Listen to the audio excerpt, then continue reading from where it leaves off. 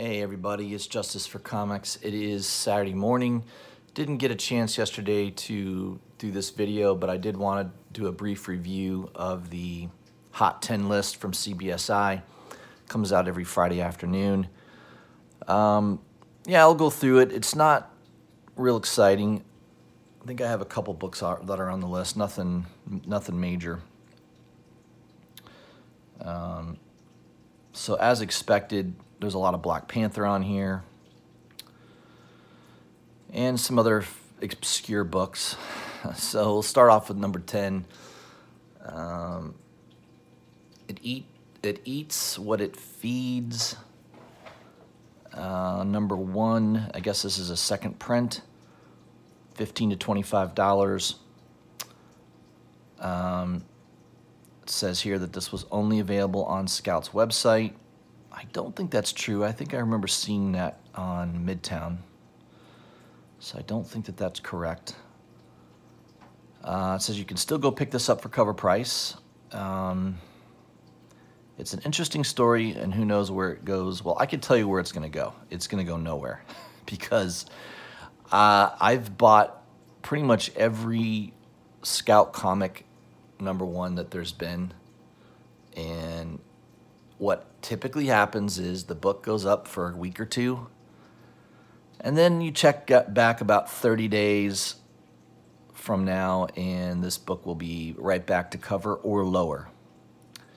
I don't know. I don't know what Scout Comics, I mean, they've done some decent books. I mean, there's a couple books that I liked that they produced, but I'd say in general, most of their books aren't that great, and they don't catch on. They just don't. So I tend to stay away from Scout Comics. Boom Studios I like. I think they're an independent publisher that does a really good job, and they use high quality paper. I mean, I just think comic book collectors and investors tend to do much better with Boom Studios. So that's where I focus my attention. Scout Comics, buy it if you like to read it, but just realize for collectability, it's just not there. It hasn't been there. I mean, I've not seen any evidence of the sustainability of any of their comic books. So that's my 2 cents on that. Number 9 is a Tomahawk, number 0. I had this book in my collection at one time. It's magazine size. I sold it. I think I kept it for a few months and then sold it for a little bit more than I paid for it. I think the only reason I bought it was because it was a Donny Cates book. The art in it is terrible. It wasn't very good. I didn't care for it. But, Donny Cates is a very good promoter. And he promoted this book again, saying in a tweet, "Tomahawk will rise again, trust." That's it, folks. Is that really all it takes? Yeah, I mean, that's all it takes is if Donny Cates farts in the direction of a certain comic book or character, I mean, he literally could take a shit on a particular character and there would be some heat on it, besides the steaming pile that of his excrement. I think he has the ability to affect comic books. He's a good promoter, no doubt about it. But trust me, I've read this comic book. It wasn't worth having in my collection. I promptly sold it, right away after owning it for only a few months. I don't like the size of it. I don't like really magazine size comic books at all. I've got a few in my collection, but very few. So my advice would be to stay away from this. There's really nothing. I mean, they're not going to make a movie out of this stupid comic book. Trust me, nothing's going to happen. So if you want to go spend money on that, good luck. Number 8 is Batwing, number 19. This is definitely a good book. I bought this about a year and a half ago, maybe 2 years ago, for around $20.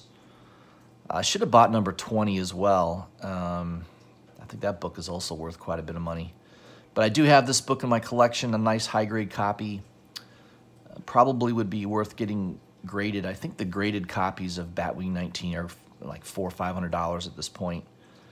But yeah, I just checked eBay. It's definitely on the rise. $80 book a few weeks ago, now selling pretty easily around $200. $175 maybe. I don't know. I don't know if Luke Fox is going to ever become don the Batman title or mantle. I don't think he will, but yeah, there's still a lot of speculation that maybe he will in a TV show or something, cartoon. I don't know. But it's a low print run book. Believe me, there's not a lot of people that were collecting Batwing back in this is New 52, so this probably was 2011, 2012 range, 2013, something like that. Yeah, it's low print run. And there's enough demand for it, so I'm glad I bought mine for $20. Number 7 is Amazing Spider-Man number 4, first appearance of Silk. Definitely a key book. I know there's a Roberto Ramos variant that goes for a lot more money. Yeah, I mean, she's going to appear in the. I guess there's going to be a new TV show with her. I don't know. I know she's going to be in the Spider-Verse 2 movie. I think that's pretty much a foregone conclusion. But the A covers going around $225 to $250 range. I bought mine for like $40, maybe middle of last year. I mean, it probably was about a year ago that I bought it. I paid $40 for it. So it's nice to see that book is going crazy. That would be a good one to get graded if you were looking to sell it. I think my copy is pretty high grade. All right, number 6 is Black Panther number 5. I had this in my collection. I think I sold it a few months back for like $40, which was fine. I mean, I'm not really big into Black Panther, and I guess this was the first full appearance of Shuri as the Black Panther, donning the Black Panther outfit. So this was a $25 to $30 book. I sold my copy, and now it's $100 overnight. Not surprising. Now, this is, in my opinion, temporary. The death of Chadwick Boseman is creating, unusual interest in Black Panther comic books right now. I think in a few months, the hype will die down, and the prices of these books will also die down, in my opinion. So just be careful. I wouldn't go crazy and, spending $100 for this book. I was happy to sell my copy for $40. I'm not a big J. Scott Campbell fan. I know that he did the cover of that issue. I mean, I get it that it is a key book, but I don't know. Just wasn't important to me, I guess. I don't really regret selling it, even though it's selling for way more than I sold it for. That's all right. You can't win them all. Number 5 is Black Panther number 2 from 2005. I do like the cover of this. I think that might be a Ribbit cover. It's funny is I do have issue number 1. I think I have 2 copies of number 1 and don't have number 2, which is strange.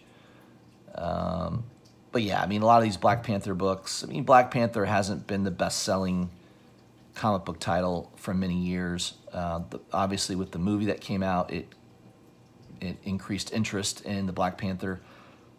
And then again, with the death of Chadwick Boseman, I just don't see, I know what they're going to do. Marvel's going to replace him with Shuri, the actress that played Shuri.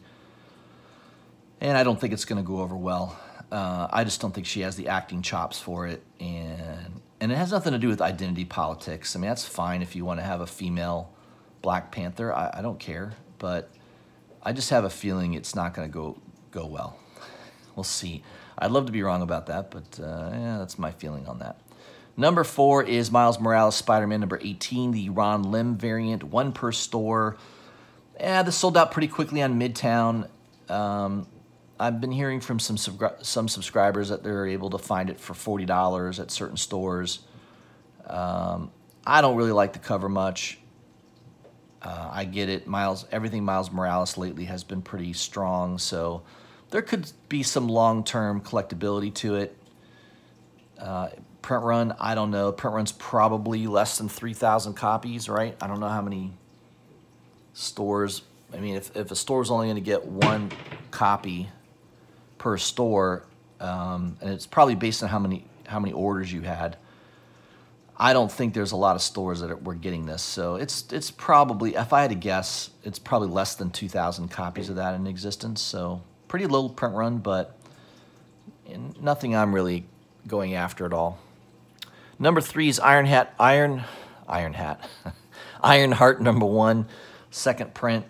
Riri Williams. Yeah, there's a lot of rampant speculation that she's going to show up in a movie, TV show, who knows. So, you know, a lot of attention on her books. Says this was a $5 book last month. Now it's selling for $350. Yeah, I mean, there's a lot of crazy speculation on second prints, or second and third prints right now. I don't really get it. I think a lot of people have lost their minds. To me, that book is not worth $10, let alone $350. But hey, to each his own. Whatever you want to spend your money on, that's certainly your God-given right. Number 2 is Claws of the Panther #1, the Stephanie Hans 1 in 10 variant. Man, it does not look like Stephanie Hans artwork. I didn't even know that was her cover. So again, Black Panther related, causing this book to move. No other reason for it other than that. So a $20 book now selling for over $125. Again, I would avoid all Black Panther books right now, unless you can get them really for cheap. I mean, I bought a couple for really, really cheap that are selling for 3 to 4 times what I just paid.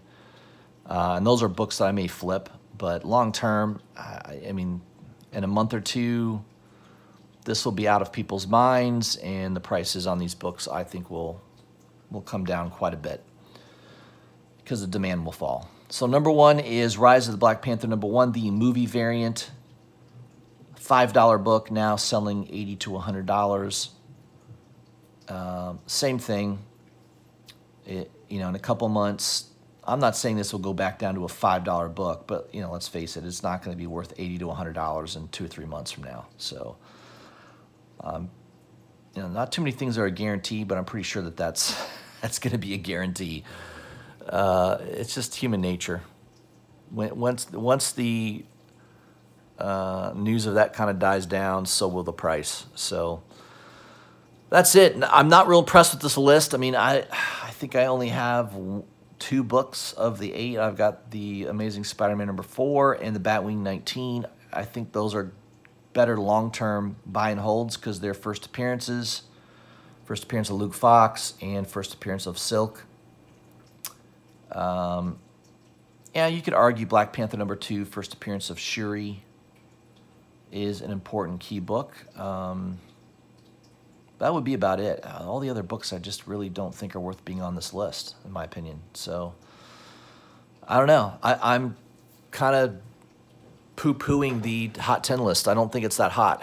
I think there's only 2 books on there that are worth being on there. Maybe 3 books, and then the rest I wouldn't have them on any list. So that's my 2 cents on your Hot 10 list for the week. I don't know if I'll do another stream this weekend, maybe on Sunday, maybe Monday, probably Monday. I know Cover Price has a top 20 list we can review. I might do a video on that. It'll be a little bit more diverse and probably have some Black Panther books on there as well, I'm sure. But that's what I had for you guys. This weekend, I'm going to hang out with my kids tonight. Wife's going out of town with her girlfriend, and me and the kids, I think maybe we'll watch, I don't know, maybe I'll watch that Mulan movie. I have got the Disney Plus, and I think you have to spend like $30 to be able to download it, but it looks good. I mean, I like the trailer on it. It looks kind of epic, so that might be what I'm doing this evening, is spending time with the kids and maybe watching a movie. We'll see. All right, guys, I appreciate you tuning in. Check my next video out probably on Monday. I'll do a stream on Monday, most likely. I will send out notifications on that. Hope you guys have a great weekend, and I'll see you soon.